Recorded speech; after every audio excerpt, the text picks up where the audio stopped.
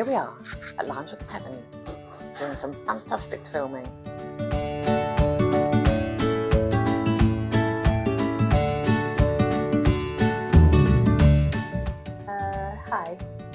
Hi. The Cosmo Switches at Lime Academy Ravensbourne has really helped embed and develop our play curriculum. It really helps all our learners to engage in the 5 areas and their development through this. So, for example, in anticipation, it allows our semi-formal learners to look at their turn-taking skills and allows our pre-formal learners to develop their anticipation skills through expecting and waiting for a colour to appear. For persistence, it allows our learners to be able to wait for that colour for pre-formal learners, as well as develop that whole pressing system straight away for our semi-formal learners and waiting for that. In exploration, it allows the learners to have a free play movement and be able to initiate as well as develop their choices of what they like and don't like. So it might be one learner going for a constant green switch because we know they love the colour green, but he'll completely reject the red switch because they do not like the colour red. With initiation, it allows the learner to become an independent learner and be able to start activities independently in some classes, but as well as initiate choices in other classes. With realization, it gives them that immediate cause and effect reaction and being able to, if I press this, I get that, so that immediate feedback. What's great about it is the immediate feedback is multisensory. So for our visual impairment learners, they hear the sound. For hearing impairment learners, they see the colour straight away. For ASC learners, they see that whole experience and really can involve themselves with their learnings, making it engaging, making it fun, making it generally a thoroughly enjoyable experience. Because I'm able to work in different classes at different times, it's been quite good that we can adjust it to that the Cosmo session is the session that I will go in and run, and it gives me a chance to kind of get the staff comfortable and confident in using the different apps and giving us time to work out which one works best for the kids. We tend to train as we go with the staff because that's kind of the best way, is just getting them to get stuck in, practice it, and then once the kids have gone home at the end of the day, we get a chance to sit down and just play with them ourselves. And it's been really good to kind of, then we can show them different settings that it has on it. And once you put it up on a big screen and everyone can see what we're doing, it's just teaching them through practice is a lot of it, which has been really good. It's been quite nice that now, because we're learning with them, the joy and the enthusiasm is there. So we're kind of experiencing all these new things and finding out what the app does.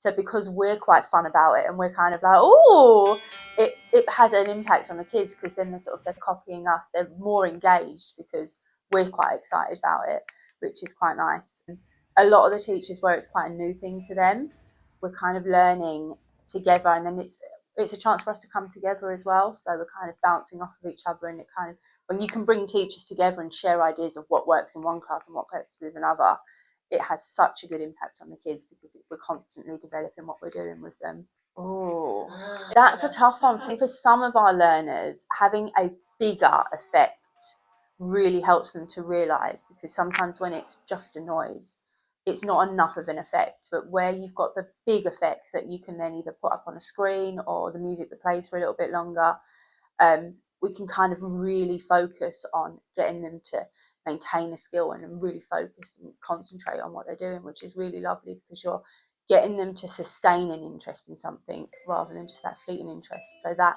for us has been able to then push our learners into being engaged in activity for a longer period of time, which can then obviously be adapted to all sorts of activities. So what is great about the Cosmos and their link with LGfL and the resources they use is our learners absolutely love Busy Things. The little scary monsters that they see on the screen, they absolutely fall in love. And these are from our pre-formal right through to our semi-formal learners.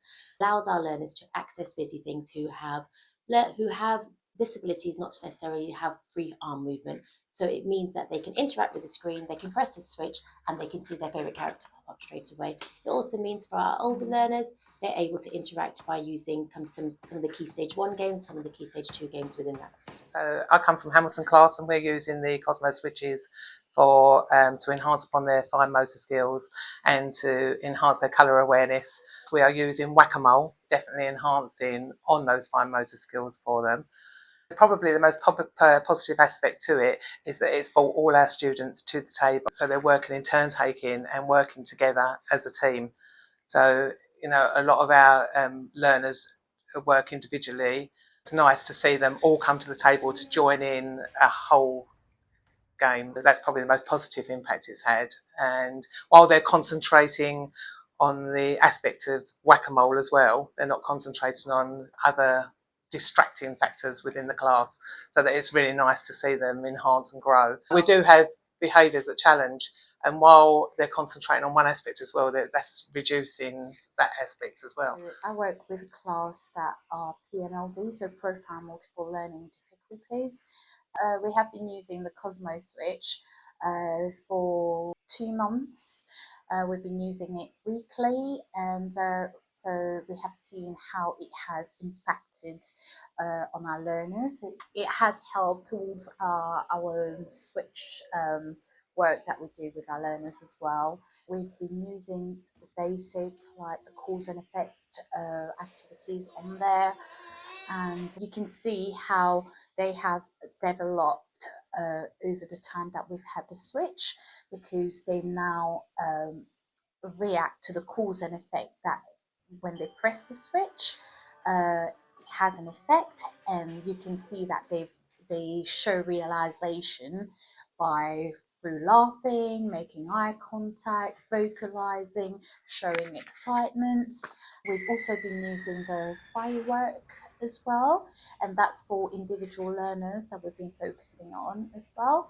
They have shown an interest into the fireworks with the sound and, you know, with the pictures.